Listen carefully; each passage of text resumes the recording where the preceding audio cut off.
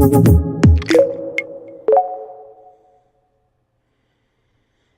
back to the Mick Golf Shop, and what's in my drawers? Golf talk. That's where we get to talk about golf fittings, repairs, opinions.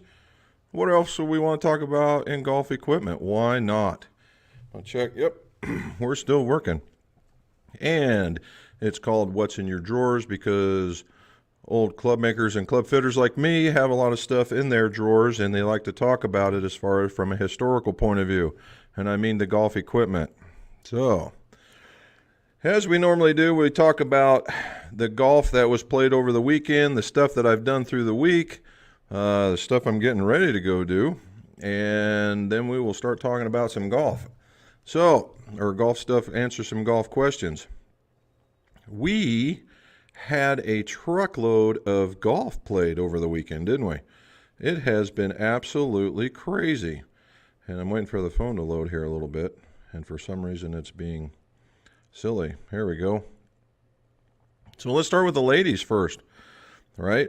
Nelly Korda, right? She won the PGA Championship, the KPMG Women's Championship, and she did in some fine particular fashion. I guess she was making some phenomenal golf happen. And I'm trying to figure out if we had anybody. Let's get down to the bottom. We'll give them the same love. Paula Reddo. She was the one that made the cut. She shot a high number. All right, the Travelers Championship. Did anybody watch that? You want to talk about some crazy golf being played? Anyway, Harris English. Harris English won in a playoff over Kramer Hickok, and both played some phenomenal golf. I mean, Harris shot -5, and Hickok shot a -3 to get to where they were at. The guys that everybody thought would be the winners kind of just basically fell to the wayside. They didn't really, bad. They didn't get hot as the. I got something in my nose. They didn't get as hot as the guys that won it. One went -1, the one went even. And when you got those guys behind you, that don't work. And the Bridgestone Senior Players Championship, and apparently they were playing up in Akron. And Steve Stricker hung on with a -7, must have had a really outstanding round. He shot even, and Jerry Kelly came in second. He was giving them a run for their money. But unfortunately, he shot a +2 to end up -1. And David Toms, you haven't heard that name for a while. David Toms is shot even and ended up even. So congratulations to all those guys, man. That was some really good golf being played. I thought, geez, oh Pete, how cool is that, right? I mean, how cool is that? So we got those taken care of. It was a busy week at McGolf. We really were turning around some stuff this week. And, we talked about the Callaway blades from last time. Hopefully you guys enjoyed that video of having that stuff put together. It was a really good build.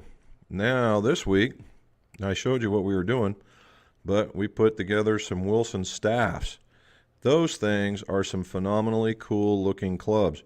Now, if you look at this, you can see the green is reflecting the paint that's behind it on the wall, that this is reflecting the faces that are in front of it. So it was crazy cool what that was looking like. And we put I believe we put these guys in there, some KBS. Yep, we put some KBS in there with some of the, as you can see, these guys, the Z-Cord grips. They went together. It was quite the little assembly. It was very well put together, I think. And then we had another one. We had another set of ZX5s went out the door, and the ZX5s had those are C-taper lights. Now, if you guys ever want to see any of this, what I've done is I've gone to doing reels on Instagram. It's a 15-second video. Normally, I try and turn up the music as much as I possibly can, and then you get to see the whole club completed, right? And that's what that one was. Let's see. There's the completed set of the the staffs, and I think it's really cool that you see how reflective that is, where you can, over on the left, where you can see the face of the club that's prior to it. You can even see the score lines. I mean, you want to talk about a setup, and these guys cleaned up pretty good. I'm really happy with that. Then you got to see the Srixons. Those were pretty good. Oh, and kind of a setup right here. These were some Cobras that were from Auburn, Indiana. And that will be the topic of discussion on the video tomorrow. Mark, who was on here watching 2 weeks ago, asked about build-up tape, how to work build-up tape and build up the bottom hand, or if you wanted to build up stuff.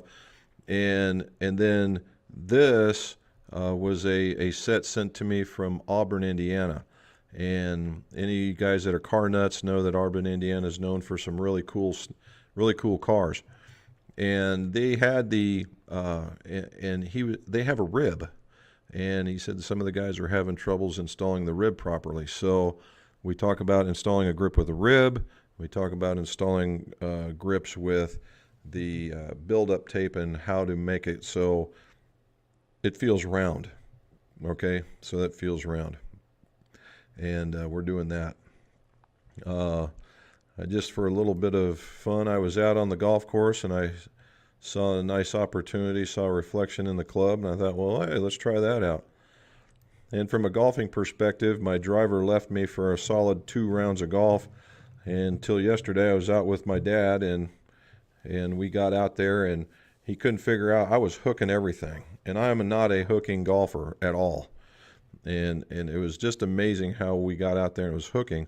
Well, of course, you know how you figure out everything when you're golfing, right? It's always at the end of the round, and I just looked down and things looked funny to me, and I had a ball placement. I was placing the ball too far forward, and when I did that, it was causing this monster hook, and I just put it back straight down the groove. The new hybrid I put in the bag that I thought was never going to see the light of day just smoked one down the middle right after that. It turned around. I just ended up playing par golf on the way out, so it was not too bad. I like that. Then, after all that excitement, Erin, you can tell she was totally excited. That was me because I had to get up early to go golfing. She's like, yeah, get out of the way. I got to sleep some more. Okay, so what's coming up? What's coming up with some builds? This is going to be fun. So we did some work for another fella from, I believe it's Indiana. It might have been a little further out. Anyway, it's an older fella. Anyway, this one is, we're going to take PXGs apart. They already have a KBS 80 in them, which is really a good combination to be sure. But he did not like that. He wants to put in this. Now you look at this and you're like, well, that's a neat black shaft, Jim. What the hell is it? Well, it's one of these, and I'm showing it right here. KBS Tour C-Taper Light Limited in the X-Flex. So we are really going to turn this over because that 80-gram shaft was nowhere near an X-Flex, I can assure you. All right, so we got that one. So that's going to be a good build. And then we have this. This is one that's going to be quite unique. This is the one I was telling you about. We did some work on the, if you go back, I did that older 3-wood build. Well, he has a friend who wants to do these, and I tell you what, this will take you back. This is Performance, I think it's Performance Golf. There we go, Performance Fitted Golf Dynamics. This is one old club, fellas. One old club, mid-size. It's even telling you that. Larry from Iowa. Oh, Iowa. Sorry, Larry. Iowa. So. It was Larry from Iowa. Yeah. And we are going to put in some Aerotex, some steel fibers, some steel fiber 70s. So that's going to be a good thing. And, geez, it just never stops. Oh, here's a good one. A little bit of love for VA. This one's going to go to Canada to see Steve. The Nemesis 65. This thing is a brute as well. This is I can't see the blue, But if it's in purple, you can't see it, but it's right there. It says 5. So that bad boy, that's an X-Flex. That's going in. We got some strong golfers going out. And then for a doctor taking up the game, she wants to get into it so she can golf with her family. So we did the Reva. Did the Reva from Reva for the doctor, and I think she's going to turn into quite the good golfer. Now, 2 other things. A couple days ago, we were able to do a fitting for a couple from Minnesota, right? Minnesota, and these guys. There you go. Leon and Deanne right there. Guys, thank you for coming all that way. They're just a little bit south of, about 80 miles south of Minneapolis, and they came down and went through a fitting, and it was an absolute joy. Those guys were really fun to work with, and we're happy that they came. Now, here's this one for guys that have been doing this for a while. You guys will appreciate this one. I have from Wisconsin, and I got to tell you, and this is going to be a boxes to builds for certain. The set came in 2 boxes, and they were covered in Star Wars stamps. Star Wars stamps. Yep, I said it. Star Wars stamps all over the box. It's pretty cool, honestly. I'm a Star Wars nerd anyway, but we're going to do a full-on set of hybrids from the top to the bottom. And when I mean from the top to the bottom, I am not kidding. So we got the first one is a 12. This is a 1 iron. All right, basically a 1 iron, and it's a 12 degree. It's a 12 degree hybrid. All right. Now it's Bang, right? Bang Golf. In the day when I first started, Bang was quite the player, and they had the Bang-O-Matic, and that's what these guys are, Bang-O-Matic hybrids. And the thing that gave it away was the chrome accents here on the back. But they've changed the bottom of this a little bit, so this isn't super old. Apparently Bang is still around. I would never have guessed. And they got the little B put in there. Now the thing that this thing has that you may not be able to see, but you see the little curve that's right in there? All right. It's got just a hint of offset. That thing is going to be super forgiving as a 1 iron. Now here's where it starts getting really hairy. Here's an 8 hybrid. See the 8 hybrid. Look at that. It's so shiny you can see the reflection in the mirror. Okay. And again with the B, and this is just a really clean look, I have to say. It's a good looking club. I don't think I'm ever going to use an 8 hybrid, but there are those folks that could use them. All right. And then finally, and this will blow your mind, when I said the bottom of the set, I really meant the bottom of the set. I have a lob wedge. Boom. Lob wedge. Look at that high. And there I am talking in the reflection. 60, I think it says 61 degrees. 61 degrees. I'm not joking, right there. 61 degrees. Now check this out. It's like a doggone pancake flipper. Look at that thing. If that's 61 degrees, I'm a monkey's uncle. That's pretty wide back. I have to, that's laying back pretty good. This is a flop shot in a jar right here. Look at this thing. And it got the big B on it. I mean, the uniqueness of this is so cool, it is not even funny.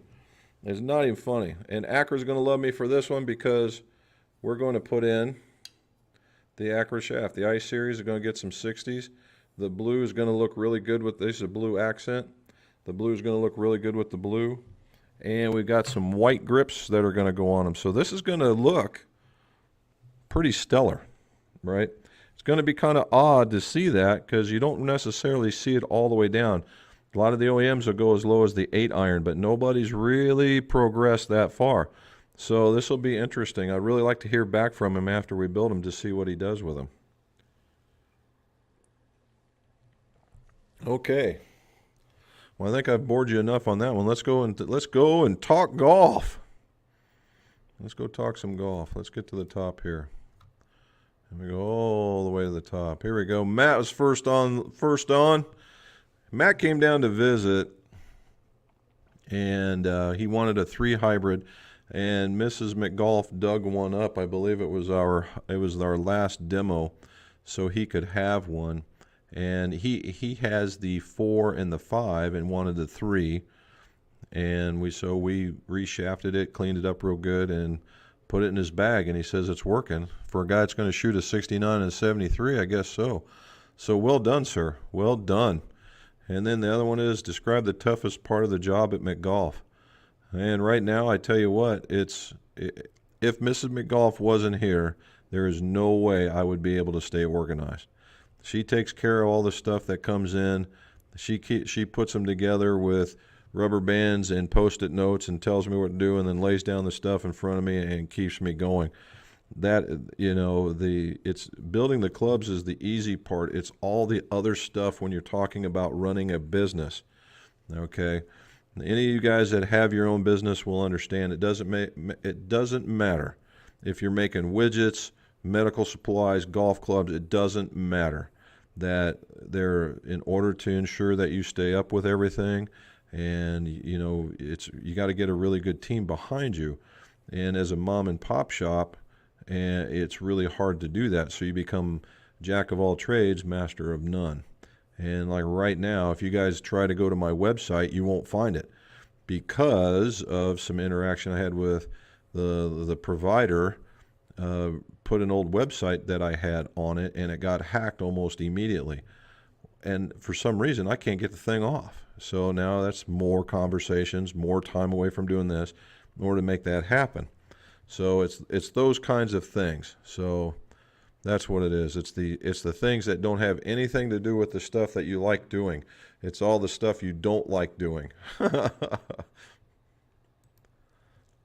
right, Dan, what say? And you too. Hope you guys are doing all right over there in the UK. Well done to Kelly Norda. Yeah, right. And I guess the next, we saw that the next tournament that they're having, or one that they're planning on, is a duo team type setup, and her sister's going to be playing with her as part of her team. So very good. He wants to know, during a fitting, full swing or putting, do you use video analysis? Do you use any other particular software on the FlightScope and Capto? I do.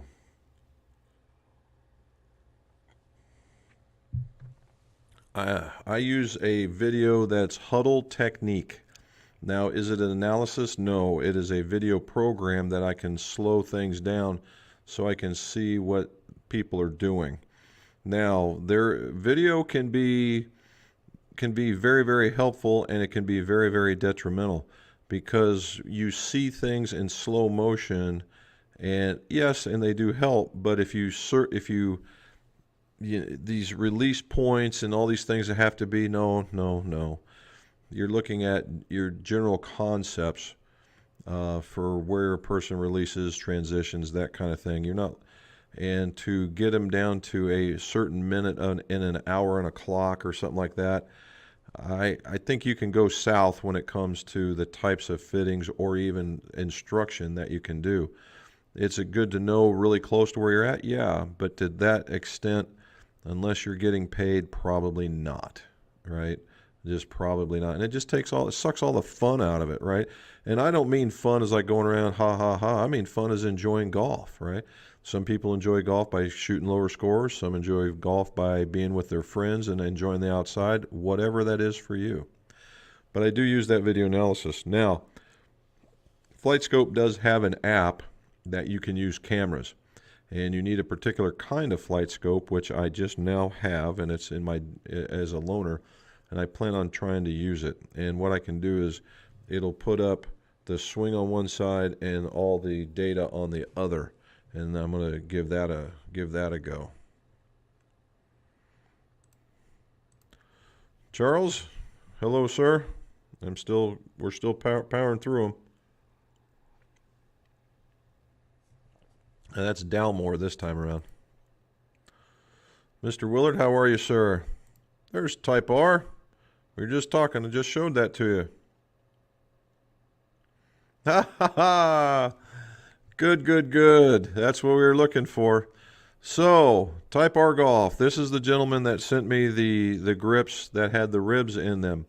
And we did a video on it. That will be tomorrow. It's launching out at 7 a.m. in the morning. Again, if you guys haven't already, like and subscribe down below when this thing gets on there. And that way it gets a little bit more play and seen by more folks. Yeah, they came out. I tell you what, if you would have went down the middle, I could see where you're having your problems. If they would have looked at the label and went straight down the biggest part, if they focused on the Cobra, they would have been shut all day long. And it took a bit. They were all on in the same way. You just had to focus on the right spot. And then once I got that, it went pretty well. And so it was a pretty good shot. So very good. Dave, in Muggy and Soggy, Michigan. Brother, I am with you, right? I am absolutely with you. It rained cats and dogs today. And of course, now it's 90 degrees and all the humidity's coming out of the ground. So, yeah, we are right there. Steven? That's yours, brother. This is a cool shaft. I have to admit, Victor did a good job in making that shaft. It is very, very stout without feeling very, very boardy. He's done a very, very good job. I really kind of like it. The color scheme might take some folks back, but you know, if you're a guy that doesn't mind having his clubs look loud, and I got black shafts and green grips and all kinds of stuff, so it wouldn't bother me a bit. But yeah, it's coming. So we'll get to it. It's coming your way. Oh, let's go back to here. Want to go back? And he also got an apron. He got an apron, and we got him a divot tool. The divot tools have been going very, very well. And it's kind of funny. Nobody's gravitated towards. Everybody wants all black or all gray. We've been selling equal amounts of the greens and the reds and the grays and the blacks. So it's been really kind of neat how that's been going. And these guys, I'm down to just a few of the really, really big ones, and now I just have the extra large ones. So they've been going. I appreciate it, guys and gals. Thank you very much. Mr. Jack, how are you from Lombard? I'm sure it's nice and gross up there as well as here. David, hope it's all well. Weather's warming up. What suggestions do you have for grips in hot weather? Well, David, the thing with grips is, number one, yes, in hot weather, that means humid, right? And it means things get a little slickery. And whether or not you're one of those folks that has a grip that if your hands sweat, right? If your hands get real sweaty, I know guys that will carry 3 and 4 golf gloves because they just sweat clean through them, and they have to change them out periodically. Now, if you're that would be one thing. The other one is if you don't wear a glove, then you have a choice. You either have to get something that is incredibly sticky, and just like for Type R Golf up there, he had the Lamkin RELs, the Gen 3s. It's a grip that once you start getting it wet and you wipe it a little bit, it tends to get sticky-er, right? And that could be quite helpful, and it's not super duper aggressive. Now, there are other stickier grips out there. The basic one that comes to mind are the 2Gs from Golf Pride. Very sticky indeed. Another one, and then you go the other direction. If that's not your thing, then you need to go aggressive. And aggressive means corded. And corded can be something as easy as the MCCs, MCC4 pluses, could be the Z cords if you wanted something even more firm, right? The other ones are, I just had if you didn't like a corded grip, Pure makes a DTX. It's like grabbing a truck tire. You can do something like that. But anybody that has a cord is probably where you're at. All right.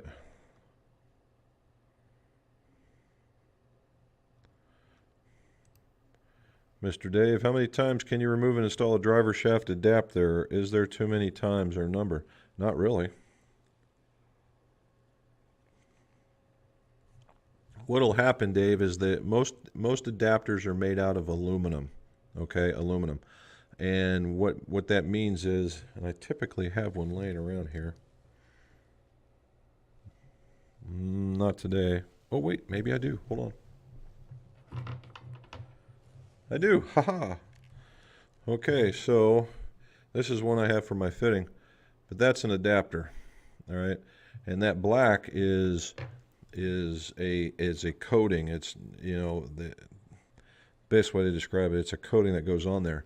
So if you could take heat to that and heat it too much, and it will just the coating will go away, and the thing will look silver. It'll look like it has a whole bunch of pock marks on it, because aluminum is porous. Okay, and so you have to be kind of, when you go to do this, you have to be gentle with it. So, you know, about 30 seconds, 10 on each side, and pull it. Let it cool down, put it back together, and you should be able to do that indefinite number of times. Now, keeping it clean is also imperative, because if you get dirt on it, you get it hot, it's going to go burn that stuff off, just like you were heating it for a day. But theoretically, if you do it correctly, off and on as many times as you can get away with. Stephen Lynn, I do have a website, Stephen, but if we were, if you saw what you listened just a little bit earlier, I've been hacked, and I'm trying to get, I have a website from Squarespace, and there's all this stuff about third parties and all these and hosting and all this stuff that I do understand, but making it happen is not necessarily in my reality. And so I'm trying to get it to where I can put everything under one umbrella, pay one price, get it all said and done, and then I should be back and going. And hopefully when we're done here, that the customer service folks will have answered me, and then we'll be able to fix it and get it out there. But yes, we do, and it's mcgolf.net, right? So I'm going to say in about 3 or 4 days, give me a few. Alrighty, Joe, sir, during your fittings, you mentioned that the quality of shot is most important to you. But to get the best smash factor, are you willing to make launch angle and spin rate second to smash factor? Welcome back. Thanks. Welcome back to you, bud. So what we're talking about here? All right. Even when I've been on here, I've talked about quality of shot is absolutely paramount to some good golf, good reaction from the equipment, good everything. And the reason why this topic comes up is typically, I'm looking out there. The reason why it comes up is that question is typically associated when we talk about cutting a driver down. All right. You're going to make it shorter, you're not going to hit as far. Well, no, just quite the opposite, because I can add a quality of hit and upgrade that quality of hit, and your swing speed virtually for a half of an inch is not going to change. And once that quality of hit means that your ball speed is faster for that same swing speed, and you're getting more out of the golf club. And as we talked about it before, if you hit in the middle of the face, I just got all kinds of toys up here today. So if you hit in the middle of the face, now let's go back. So if I gave you a wood, a steel wood, and a titanium wood, same shaft length, grip, flex, loft, the whole 9 yards, and you hit it in the exact center, the exact middle, the center of gravity, the best part of that club, and that best part isn't any bigger than that, right? And let's just say it's right there. Let's just say it's right there. They'll all go the same distance, every last one of them. All right. The real trick is when you get off of the center, just even a quarter of an inch, okay? When you get off a quarter of an inch, you are going to lose somewhere about 20 to 25% of your distance on woods, about 12 to 14% in steel, and only about 7 to 8 in titanium. So the material will make a difference, okay? And that's exactly the same thing you can do with quality of shot. That's telling you about the ball speed that's getting out there. All right, so think about that. So if you hit a 250-yard shot and you lost 25% for being just this much off, and then you lost, say, 15% for being that much off, and then only 10% for being that much off, you can see clearly the difference. And if I add, say, add length, so you can swing and, you're going to hit further. Well, if I add you an inch, that gets you about a mile per hour, which in thumb rule is about 2.5 yards. Okay, about 2.5 yards, maybe a little bit more, maybe let's even say 3. But in the same 250, if I got you even if I got you another 5 yards, let's just say I got you 5 out of that for doing that. I got you 5, but you went off that 1/4 of an inch, and you're losing 10%. That's 25 yards. So you've got a gross total loss of 20 yards. That's the reason why quality of shot is so important, to get the best out of that club you can possibly get. All right. Now, launch angle and spin rates are also, that's what also helps factor into those, okay? You can't hit, it's almost dynamically impossible to hit a straight shot 250 yards and then let it land and not have any spin or anything like that. Number one, you're not going to hit a straight ball. There's always an arc, okay? Number two, the spin rate is important, because the higher the spin rate, is particularly from a driver, the higher the spin rate, the more it's going to want to go up and then just shoot up and then just die in the middle of the air. So yeah, those will all play into the factoring of that. And because you want to make it one as high as you possibly can and one as low as you possibly can in order to get those same results. All right.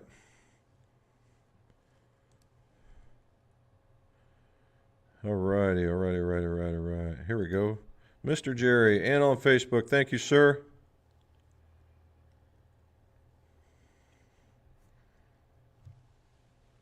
Very good.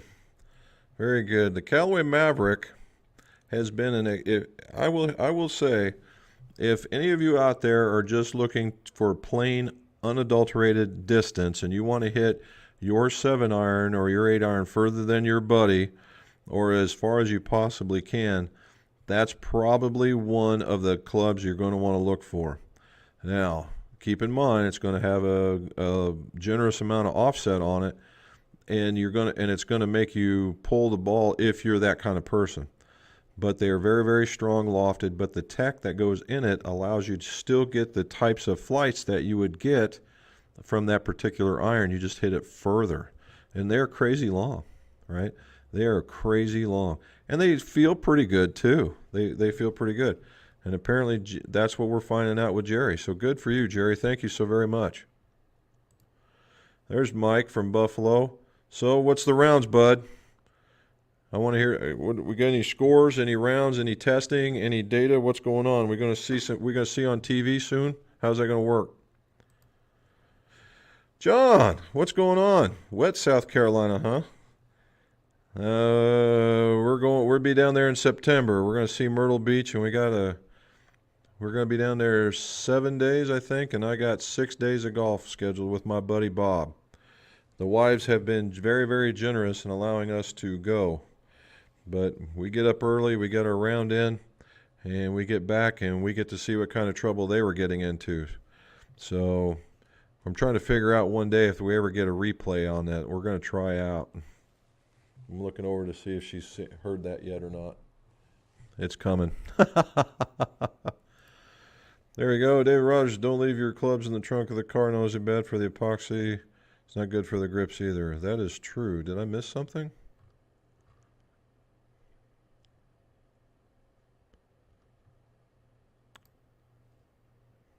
What suggestion do you have for grips in hot weather? Oh, and I was just talking about all the other stuff. The other part, David, the other part is carry a towel, right? One of those like the tour towels like we have. It's the ones from Club Glove.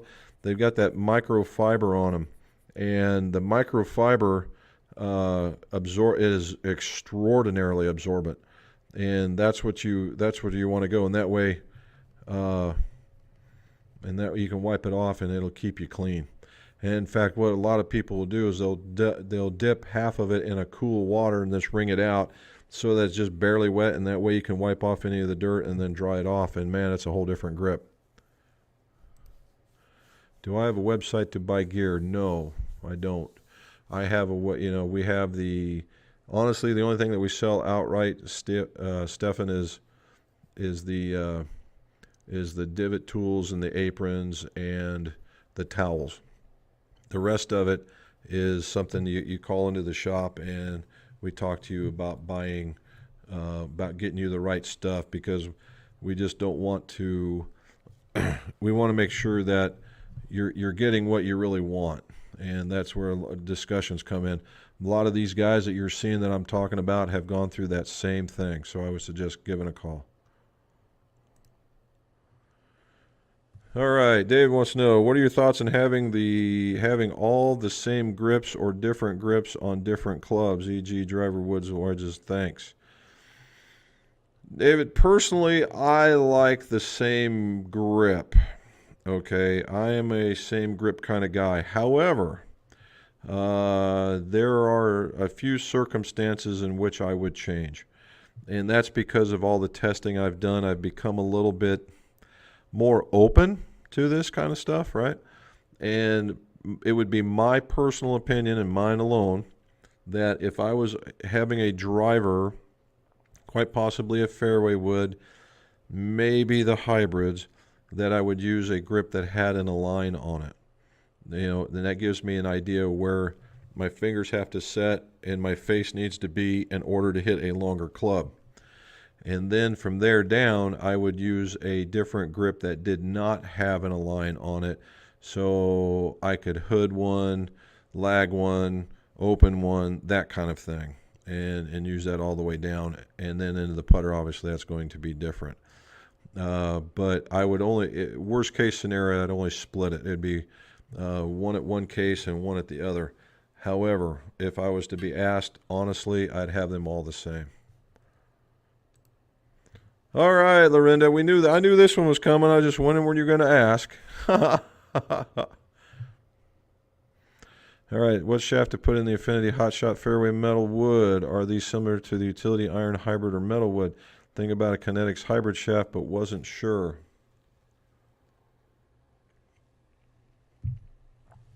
Well, that's a good question, Lorinda, because for hybrids as a whole, typically it's 370. However, when those came out, along with a couple other companies, the only shaft that was truly available were 335. They were actually 335 hybrid shafts.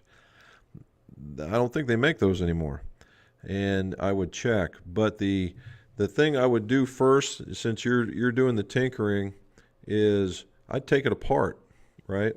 Take it apart, and if you had another, you could put a set of micrometers on the outside of it to gauge it or measure the end of the shaft. If it's around 3/8, it's an iron shaft. If it's way smaller, then you could go with the wood shaft.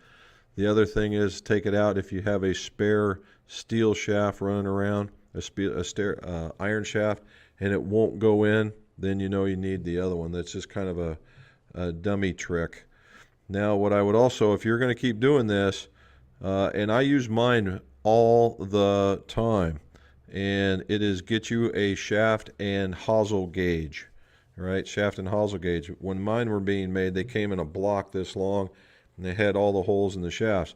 Now it looks like a nut, and every other flat is the spike, and every other flat is the hole for you to check the shaft diameter and the hosel diameter. And the Golf Mechanics has them, Golf Works has them, and they're the same. And I think they cost like $10, and it's worth every penny. Worth every penny. There's our man. What's going on, buddy? Taylor. Any experience with the DG115 300s? Do they make X100s? Interested in frequencies. Thanks to all. Okay, so Taylor, whether I had experience or not, it's going to be the same. So the DG 115s, yes, I've seen them. I like them better. I'm not a big DG fan. I don't know if you guys have figured that out yet or not. Just because I've never had personally good luck with them. They are a great golf shaft. They are proven over time. They're certainly tour tested to be sure. Unfortunately, I've never played golf with a guy on the tour. And that's the reason why I didn't ever quite get with those. Now, everything that was in an S300 in the DG range, and we mean DG, dynamic golds, if you took that trimming and you did that, you would end up in the exact middle of whatever range that was in. So in this case, the S300s would be in the middle of the S Flex, and the X100s would be in the middle of the X range. Now the idea here is the X100 and the 300, where the misnomer is that they're associated with weight. They are not. All right, the weight is the 115. The S300 tells you how well the weight sorting was.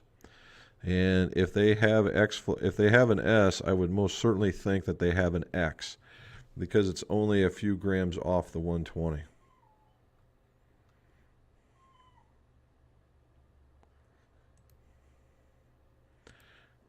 Look at that. She says under construction right now. That's one way to do it, but it's not Roast Runner, it's Road Runner, R-O-A-D Runner. So maybe she can fix that one. All right, Stephen, very excited to see the VA shaft. Yes. Is the TZ6 extreme low balance point due to the VA extreme high balance point? Yes. The TZ is going to be more towards the head, where the VA is going to be more towards your hands. Not that you can compare it, but if I was to balance it, if you see the Nemesis, right about there. There we go. Voila, woohoo. So if this is it, that's all that, and compared to that. So you can, it's easily to tell that it's more weighted towards the hands. Now they say, oh, it's going to be making it light. And that's true from a measuring point of view.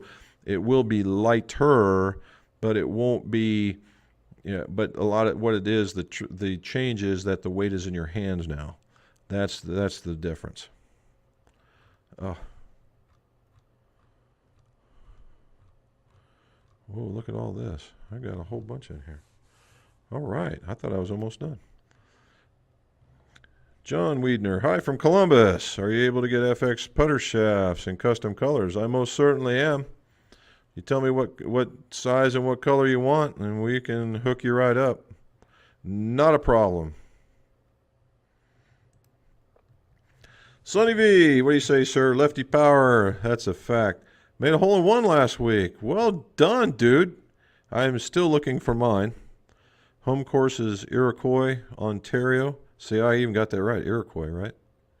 143 pitch and wedge. Pitch and wedge. Dude. Look at you go. Well done. That's awesome. Anybody gets a hole-in-one, that's the way to go, dude. I'm just totally enthralled by that. I've gotten close, but close don't count, right? Still, it's still a putt. There you go. What do you say, buddy? Played a new set of Hogan's first time the other day. It was awesome. Very good. I'm glad that they're doing good. You know, the Hogan. I like to see Hogan's get successful. I just, they certainly have there's a certain limitation to the stuff that they can do. However, I'm just glad to see that they can get out there and making good stuff. My putting came back in the last two rounds. I've actually been putting pretty well. I've gotten under the 36 putts around. I average, not some crazy number low, but I'll get a couple of one putts. Maybe one round I had 4 one putts, but I had to balance it out with 1 or 2 3 putts. So I'm averaging 34. I'm trying to get down to 32. And the only difference I made was I went out and actually putted right-handed once. And I just got so tired of being frustrated by not being able to get the ball to the hole. I just started putting right-handed. And I will say If you guys are super lag putters or having issues getting the ball to the hole just because you just can't get that pop out of it, I took out an Odyssey OG and it was the Model 5. I just think that thing is the coolest looking club. And of course they don't make it left-handed. It just screams off the golf club. Just screams off the golf club. And I was hitting it right up to the hole, maybe just a few inches past. I was like, good night. This is the way it's supposed to be. And then I decided, you know what? I should be able to do this with the other club. Well, went back yesterday, and the greens are firm. They're cut really fast. And now I'm taking this normal stroke, and I'm not looking at I found out that me looking at the putter is the distraction. I just looked at the golf ball, and I made the putt to the feel that I needed, and I was blowing it by 2 and 3 feet. I was like, holy cow, that's a new sensation. It's almost like I failed, and but I made the putt coming back, so I'm okay with that. You know, Yogi Berra said 98% of the putts that are short don't go in. So that's the way it is. All right. What we got here? I have a set of uncut 41.5 inch Fujikura TaylorMade STL 67 graphite shafts. Can't find a specific tip trim instructions. General one provided was 0 on the 3-iron and 5-inch increments. Thanks. And typically Fujikura is like that, Cable. They are very much like that. A lot of shaft companies are like that. 0 on the 3 and 1/2-inch increments are pretty much the general. All right. Now, I will say this: 41.5 inch, and if they're all that, that's making sure that they're 370s, right? They're 370s. So if you don't have a parallel tip hosel, you have taper tip, life's going to be a little more difficult because you're not going to get the full insertion depth, and they're not going to play like they're intended. So you want to make sure that your tip size and the hosel size fit, right? Fit. But yeah, that I would, and Fuji's like that. They don't do anything weird. The one golf shaft that does do that weird stuff is KBS.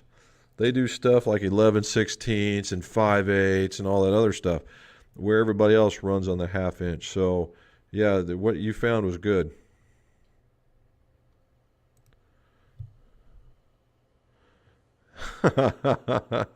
No doubt, right? Congrats again. Well done. Thomas Hogue.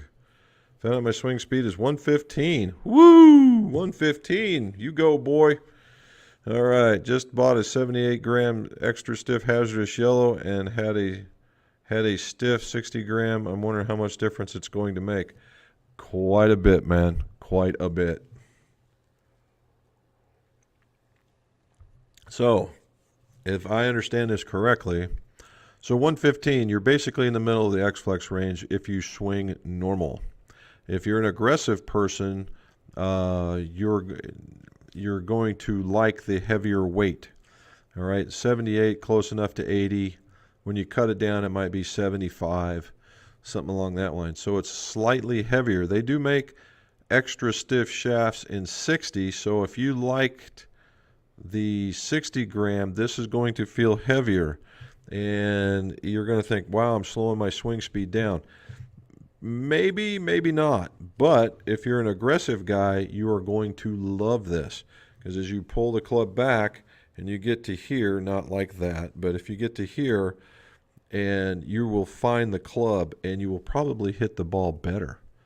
Right? You will probably hit the ball better. And you're probably going to like this. Now, the yellow hazardous, you have to forgive me. I know the black is pretty much the most notorious of the clan, and I believe red is normal. And I don't know where the yellow sits. It's either the most flexible of them or it's closer toward the top. It doesn't matter. And either way, it's going to be an X-Flex shaft, and what they're talking about basically is a change in the shaft about that much. So I don't think you're gonna sense too much difference, to be honest. But yeah, I think you're gonna like it. Mr. Ray, what do you say, buddy? Johnny 3-putt. That's what you sound like me, bud. Hello from Columbus. Yes, I can. How come all the grips seem to be focused on voids, depressions for the traction as opposed to bumps? I would think proud texture would be better. Thoughts? Well, the bumpy part, what you want is some edging, right? If you're talking about true to life bumps and roundness, doesn't quite work that way because the bumps get smooth and slickery.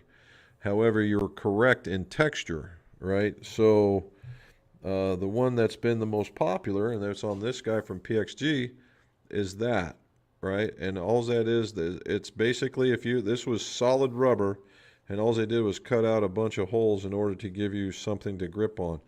Now, the reason why they cut the holes is not to give you a texture, it's to soften the grip. This thing would have been hard as a rock if they didn't do that. And it's still very firm, okay? One of my new favorites is the one Callaway came out with a proprietary, and it's not that proprietary. It's the Z cord grip without the cord. And there are all kinds of flats and turns and everything to give this thing a texture that is very tactile. It's not sticky, but it's grippy. And what it is, there's more flats. There's more flats on it for your hands to get on top of. It's a pretty good grip. And it's like the old Patriot grip, but it's a little firmer. And I think that's the reason why. What shaft resembles the Aldila NV Green 55 Senior? What would be a close match? The Aldila NV2 Green? I know I'm being a smart butt, but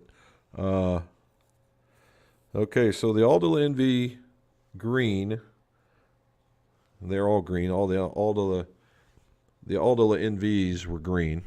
There was a second generation of those, Danny, and certainly those were an upgrade to that. The Senior Flex in 55 is just weight and flex. And what you're looking for is probably closer to a... Now, the other thing that's going to change is that when the Aldila Greens were made, they used what was called a layered technology. So in order to... Man, I'm glad I put all these things out here. So what they're talking about is the number of layers it made to make that thickness. All right. Aldila, at one point, with the NV, used something like 15 to 20 layers. There's 15 to 20 layers, which typically only took 6 or 7. So there's the reason why. So they used multiple layers so that they could change the grain and get this very firm, very controlled shaft. And so the feel will probably be a little different, but as far as profile and all that other stuff,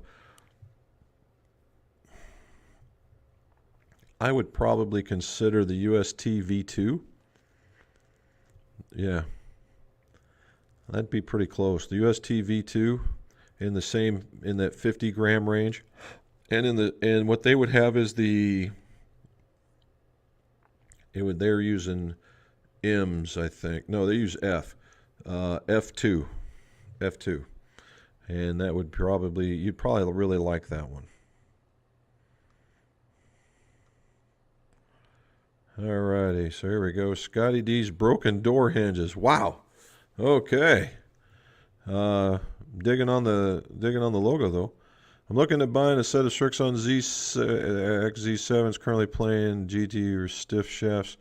What weight would be comparable with the shaft weights all the same? Well, the DGA AMT is obviously ascending mass technology. Red is a different type of the stiffness. If you were looking at those and you just wanted something, you could go with the regular DGs if you like that particular feel. As we were talking about the 115s up there before, personally I think those would be grand, right? You just need to know what flex that you need in the S300, R300, that kind of thing, and go with that. But the DG 115s, no problem. The other ones, the AMTs were just a little, in my opinion, the AMTs were a little bit stiffer towards the end. And if you were looking for something that was a little bit more friendly, right, you'd have two. Well, the other one, if you're looking for the same, the DG and the 115 or the KBS Tour and the 120. If you're looking for something that is going to feel a little bit softer but still give you the performance, I would look at the Nippon Modus Pro, the Modus Pro 120 in the same flex. What do you say, Mr. Kyle? There's Buddy Scott. Have you ever experienced during hot weather a grip failure due to tape or hot solvent? No, I have not. I can't say that I have. Now, I have seen where grips that were blown on that didn't use tape slid around quite easily. But it's one in a million, right? It's not like it's it's no good, it sucks, it's not that way. No, not at all. What it is, it's one in a million. But no, I've not seen. If in order for that to be super hot, Scott, or to fail like that, it would have to be massively hot, like in the back of a black car on a 120-degree day, kind of hot. But outside of that, no, I have not. Mr. Kyle, what's the best way to get into club building? I've been doing it for some time, past few months, just for fun, but where do I start to make it more than that? Ooh, Kyle, now we're talking.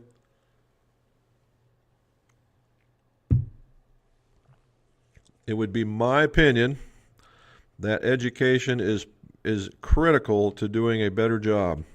You have to be educated. 4 minutes, speed it up. What do you mean 4 minutes speed it up? I know. I'm getting asked good questions over here. Okay, I'm answering them. See that? Peanut gallery. All right. So you got to go get educated. Whether that means taking something online, going to a school, getting some hands-on, anything. Get educated, and then what happens is you take that education and you apply it to experience. That's how I would start with that. Now, there's plenty of information out there. There's all kinds of stuff on the YouTube, that's for certain. But if you were wanting specific, pretty much across the board type stuff, there were club making books, club fitting books that Washon, Golfworks, and Dynacraft at the time were putting together. The only ones left standing now that are of any quality are Golfworks and Washon. I would look those up. All right. I have some stuff. He's not even listening, but he's from up north. Is Jeff Jackson? He had some stuff out there that was quite good as well when he was with Dynacraft, but it's an older book now. Those can help you as a reference. Okay, they can help you as a reference to get started. And then after that, it's a matter of, you can take it one at a time, or you can jump into the deep end of the pool, however you see fit. But if you're like, well, I'm going to concentrate on grips, so research all the tools that you need. I'm a big fan of buy one and done, don't buy junk, and that way it will last you forever. In fact, to the point, I've got an added frequency machine right now that I need to get rid of. I need to sell it. So again, here you go, guys. Lorinda, Kyle, you guys, if you're interested, I've got a frequency machine. I also have a length ruler as well. If you guys are interested, send Mrs. McGolf a note, and we'll send you some pictures, and you can go from there.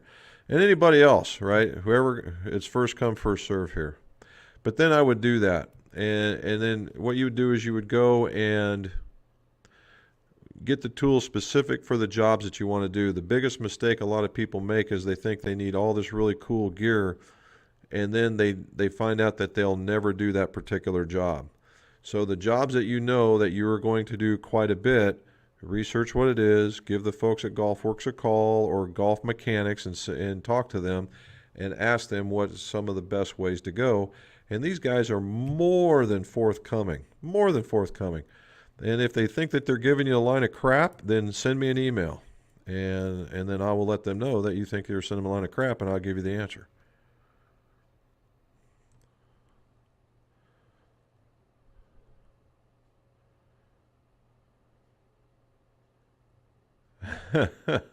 Yeah, that's it right there.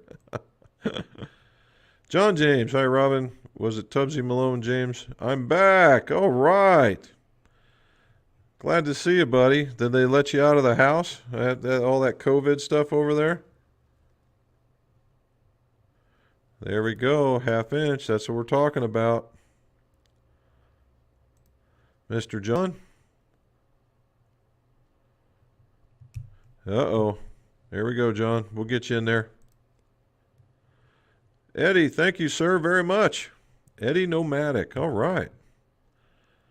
That is one heck of a logo you got, or a picture you got going there, bud. That's actually well done. All righty. He's learning so much about club fitting, making custom clubs. Do you have any recommendations or estimates how much it costs to get all the equipment needed to start my own custom club shop? Good thing that the other fella asked me some stuff. Again, Eddie, when you're talking about when your custom club shop, it's all about the things that you want or can do, and then you can get into it. They sell packs. They sell these club making packs. And be honest with you, yes, it's stuff to get started with, but if you're going to take it to a serious level, there's stuff in there that's just basically junk, and you're better off to once get your laundry list of stuff that you would like, and if you the trick of the trade. I wish I knew this going into it. If you're going to just jump into the deep end of the pool, and you're going to do it, and you're going to buy all these stuff at once, if you call them up and say, hey, I am going to buy this, this, this, and this, and this, is there some way of like pack discount? And you very well may get it. I'm not going to guarantee that you're going to get it, but you very well may get it, because if you go in there and you say, I need a frequency machine, I need a cutoff saw, I need a couple 1x42s, I need a vise, I need a shaft puller, I need this and that and the other thing, this is going to happen. And they're going to go, ooh, this guy's getting serious, and they're going to let you talk to somebody, and then we'll see what happens.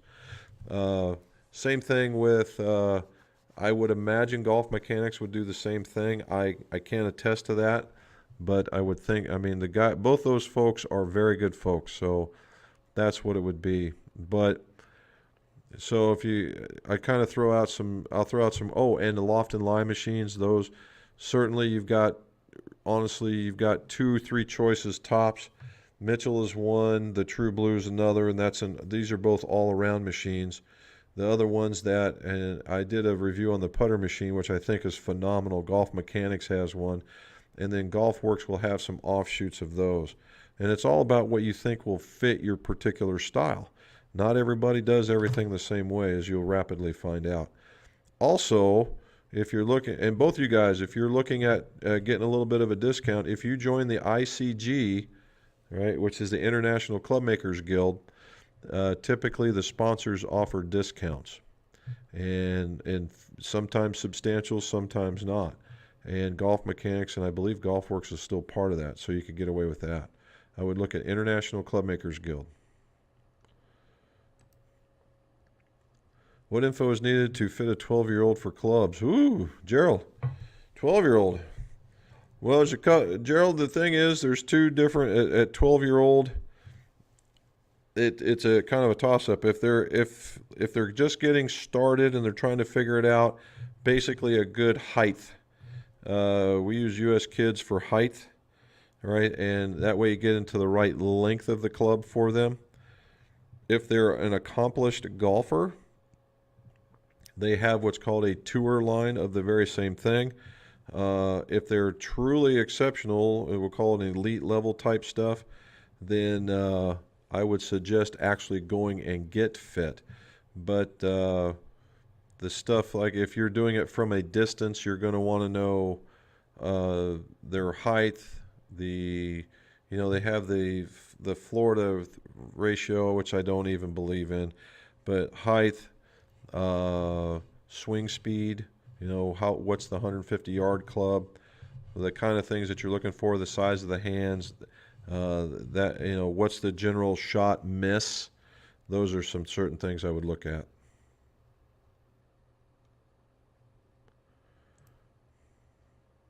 Alrighty.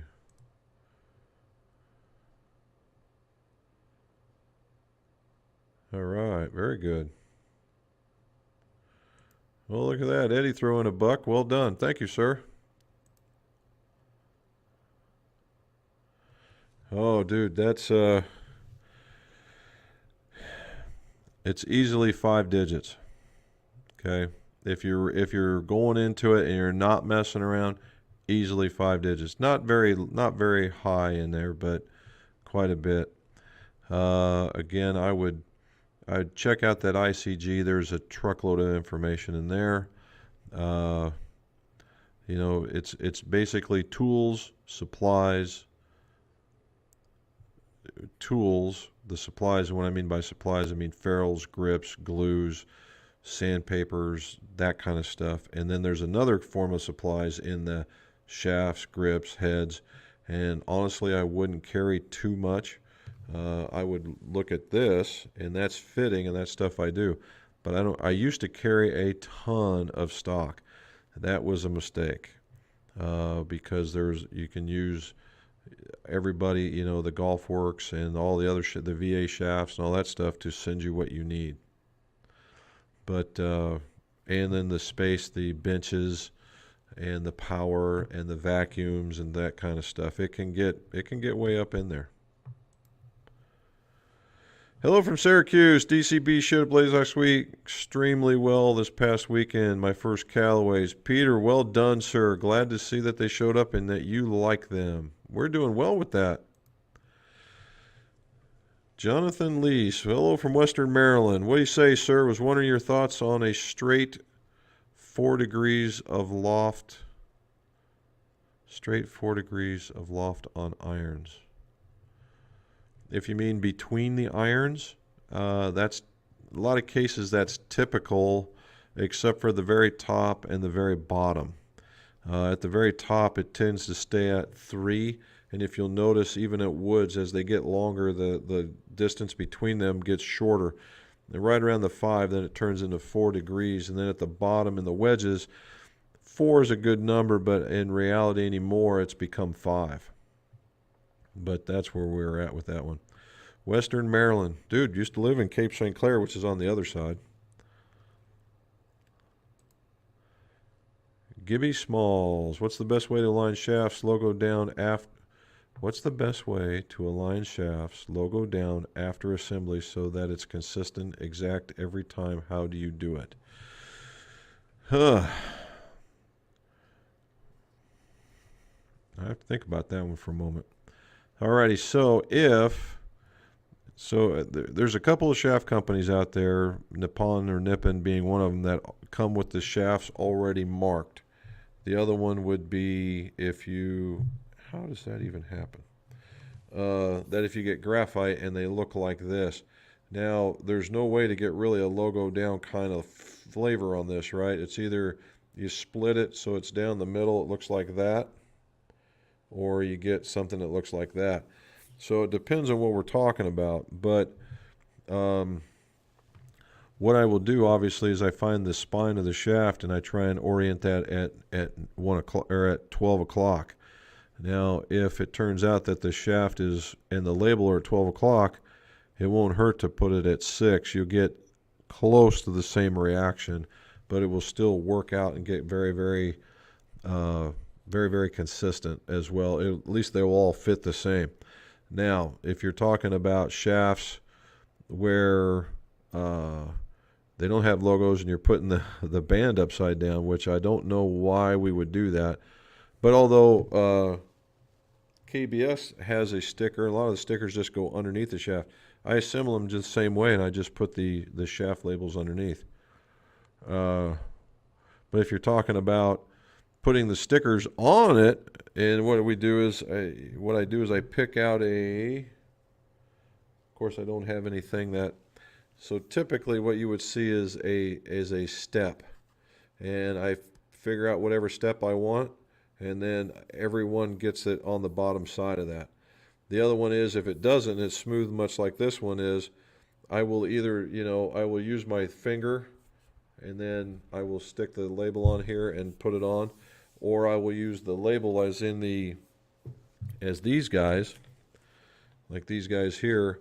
I will put this at the bottom of the grip, and then I will put my finger here, and then that's where I start the sticker. Uh-oh. Boy, Boy, oh boy, we got a lot of questions today. Well done, guys. Well done. Oh, really? Is it $40 now? Oh my God! Tells you how long it's been since I've done it. All right. Real gear, my Fenning identified Max KBS Max 45 has my best shaft in it, plus 5 D swing. Can you identify the right driver shaft from that info?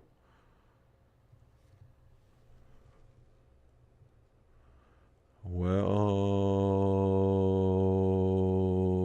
KBS 45 Max. Are you sure it's not 85 Max? I'm not sure they even make a 45.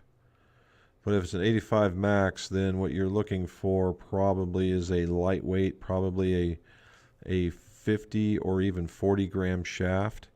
And you're looking at something in the way of, and most of those are either regulars, right, in a regular flex probably. And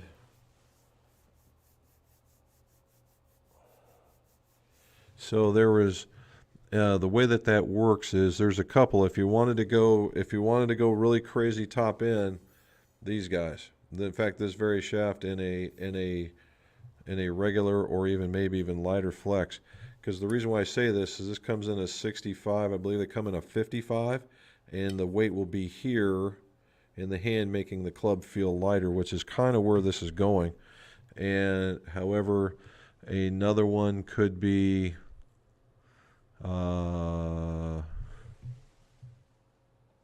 they make a 52. Acura makes a 52 M2 in the I series that would probably be very, very good as well. Those would be my first two guesses from one end of the spectrum to the other. Aaron, dude, I've seen you all over Facebook, and you were golfing and all kinds of stuff. How'd that go? And the McGolf, and he was representing. They had the McGolf logo on a towel. Thank you very much. Been doing a gubbler for years. Been doing it myself. Friends, quick tip on how to get tip weights out quickly. Tip weights. So tip weights. Number one is what I tend to do if you really, really want to get them out quickly. Of course, you got to heat up the hosel. You've probably already done that because you've pulled it out. And we're talking about tip weights that are stuck into the club. Now, on irons, the irons already have a hole in the bottom of them for the most part. And what I do is I take out a small drill bit, and I get it so it engages. Typically, what it does, it breaks the bond. You just pull the thing clean out. But sometimes no.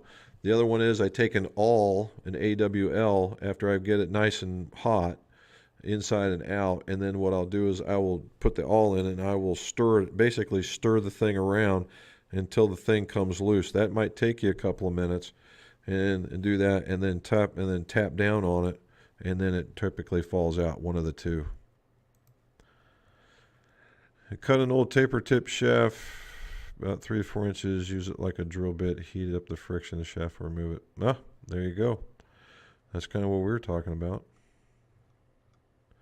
Oh, 3 to 4 inches above and use it like a drill bit. Oh, that's one way of doing it. And the brass weight, yeah. Okay, that's a good tip. Northeast Missouri. Thank you, Danny. Gabe, what's going on? How do you feel about MD Jaws with a graphite shaft? I think it would be phenomenal, to be honest with you. I like the Jaws shaft. I like the Jaws wedge for sure. I think it's a great wedge. And then all the differences there are. To the point, I promote a graphite shaft if the graphite shaft is very, very light. The one that comes in the Jaws or the MD5 cavity back comes with a KBS 80 in it. And I think it's a phenomenal shaft. It gives really good head feel, the whole 9 yards. Unfortunately, it's only for parallel tip, and most of the regular Jaws are 355s. Oh, I'm getting it now. We're almost down to the bottom. Holy cow, I'm really far out. Okay, so we've been talking good stuff. Anyway, but yeah, I would. They've got a couple, the Catalyst, and there are other wedge shafts. As long as it's a specific wedge shaft, not a problem. All right. There you go. Sup? Counterbalance. There you go. Henry, I got a weird bit. I've gone longer. Woo woo.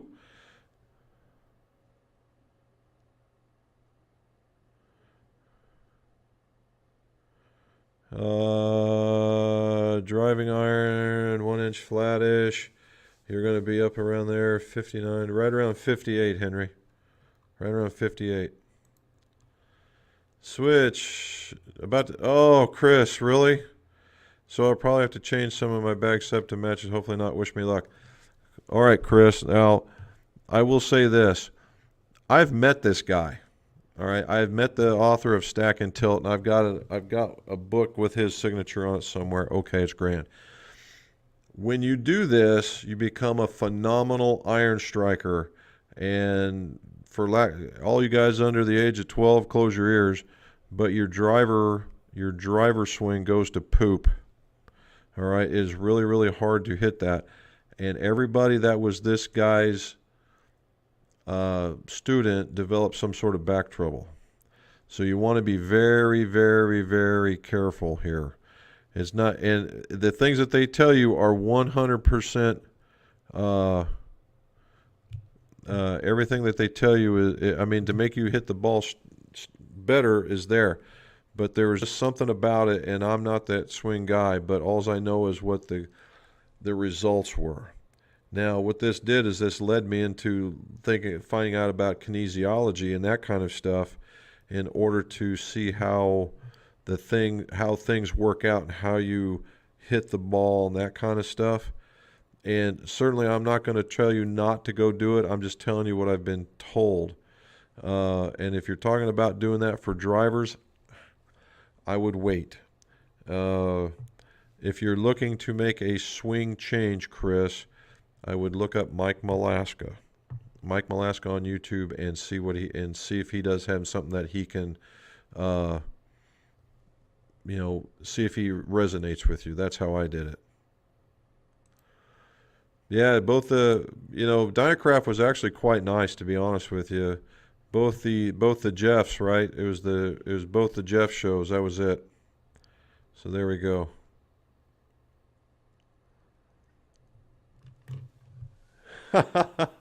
Very good. Glad you like it. All right, I got two more because we have gone way over. All right, from Hot Scotland. Ooh, Hot Scotland. That must mean it's like 85 out there. Tenside blue shaft causing me problems with fades with never had before. Swing speed 104, 4.5 regular tipped. Could torque and stiff be causing my issues? Well, if you tipped it an inch, you probably took some of the torque out, James. But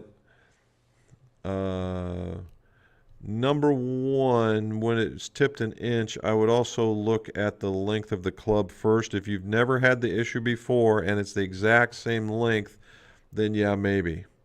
All right, if you're doing it, it's a different club length. Let's say it got longer. I would look at club length and just try choking down first. But yeah, it could. I mean, there's always that problem. But if you're incredibly aggressive, then yes, for certain. If you're smoother, probably not. All right, look at that. Yeah, I know, right?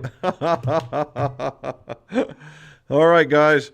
I've got down to the end. Certainly, this was actually a lot of fun. A lot of talking going on, and this is the kind of stuff that I like. We just bam, bam, bam, bam, bam, bam, bam, and we get it going. So, to recap, number one, like and subscribe, if you would please. Tomorrow at 7 o'clock, the new video is coming out and it talks about gripping. So there's that. Two, if you need something, please email us at mcgolfshop@roadrunner.com. Mrs. McGolf will certainly take care of you, and we will certainly, and she'll certainly keep me straight as she always does. So certainly obviously you guys talk to her. She's an integral part of this success. All right, and as always, guys, thank you. We talked to folks from around the world yet again, which is always fun, and I appreciate it. And as always, let's see your scores. Go low.